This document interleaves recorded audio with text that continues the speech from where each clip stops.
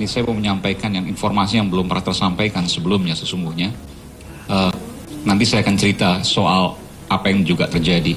Saya mendapat sejumlah informasi dari beberapa teman-teman di kepolisian, ya, yang mereka keberatan karena diminta oleh komandannya. Nggak tahu nih komandan sampai di tingkat daerah atau tingkat pusat misalnya, tidak disebutkan, yang meminta untuk mengarahkan atau membantu pemenangan dari pasangan Prabowo Gibran. Ya, ini firm. Ini nggak hanya satu, ada banyak yang kemudian memberikan informasi kepada saya. Seperti juga waktu kasus Sambo, saya juga mendapat informasi juga dari dalam juga kan, termasuk juga dari luar. Ini juga saya mendapat informasi dari dalam. Apa yang bisa kita lihat? Ya, Harian Media Indonesia kemarin sudah menyampaikan bahwa pemasangan baliho Prabowo Gibran dilakukan oleh sejumlah oknum polisi. Ya, itu disampaikan oleh Harian Media Indonesia. Silakan dibaca di situ. Lalu informasi yang sebelumnya yang viral juga yang saya sampaikan bahwa ini saya dapatkan informasi baru lagi. Polres di seluruh Indonesia, ya, meminta penyelenggara dan pengawas pemilu, yakni KPU dan Bawaslu setempat, untuk mengintegrasikan CCTV mereka dalam kualitas visual HD, high definition atau kualitas yang terbaik, ya, beserta lengkap dengan audionya untuk diintegrasikan dengan Polres tempat. Ini hal yang menurut saya luar biasa. Walaupun menurut Ketua KPU ini adalah MOU, tapi ada bahaya yang terkandung di dalamnya. Apa yang saya lihat di situ? Segala gerak-gerik aktivitas dari penyelenggara maupun pengawas pemilu, yakni KPU di daerah dan juga Bawaslu di daerah, ya, itu termonitor oleh Polres tempat. Kalau tujuannya baik, benar, nggak ada masalah. Seperti 2019, itu dilakukan pasca pencoblosan untuk mengawasi surat suara. Ini jauh sebelum masa kampanye sudah dilakukan hal itu. Pertanyaannya, ada apa?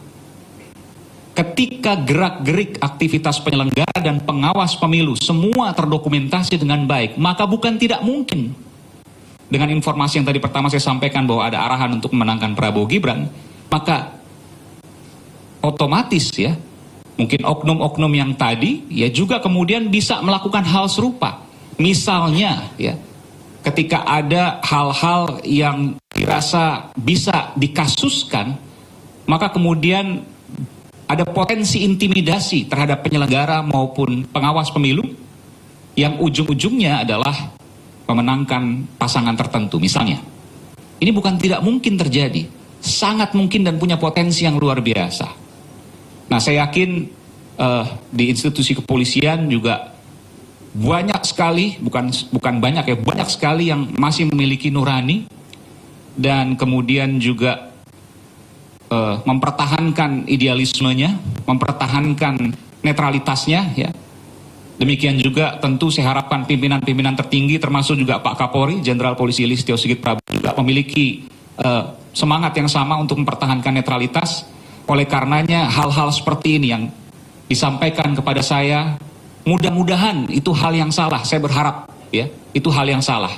Tetapi ketika melihat fenomena di luar daerah sana, di Pematang Siantar, di mana baliho Ganjar dicopot, ya, kemudian baliho di Jawa Timur yang kemudian dikatakan oleh Harian Media Indonesia di-backingi oleh pihak kepolisian di sana, lalu kemudian ada integrasi CCTV dan dengan visual HD, lalu kemudian beserta lengkap audionya di seluruh Indonesia yang diintegrasikan dari KPU Bawaslu ke Polres tempat, ya. Saya pikir sulit rasanya untuk menyatakan bahwa tidak ada sesuatu di sini. Pasti ada sesuatu, dan ini harus diungkap tuntas, harus diluruskan. Jangan sampai kemudian institusi yang kita cintai bersama, kepolisian ini, ya, menjadi institusi yang bertentangan dengan nilai-nilai demokrasi. Saya yakin betul bahwa ini bukan terkait institusi, tapi ini terkait dengan oknum-oknum di dalamnya. Jadi mari saya sebagai juru bicara TPN Ganjar Mahfud 2024 ya. Saya himbau pada teman-teman kepolisian ya untuk tetap netral, tetap menyuarakan nurani dan berfungsi sesuai dengan tupoksi dari Kepolisian Republik Indonesia. Terima kasih.